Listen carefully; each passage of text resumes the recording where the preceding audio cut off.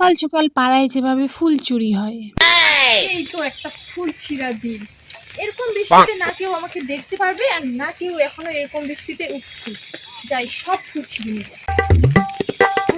একটা ফুল রাখা যাবে না।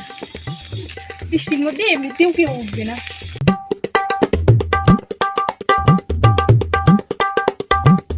কত সুন্দর ফুল, এরকম ফুল দেখলে মনটাই না কত খুশি হয়ে যায়। সব তো উপরে থাকতে পারছিস না। যাই, কালকে আবার আসবো বৃষ্টি।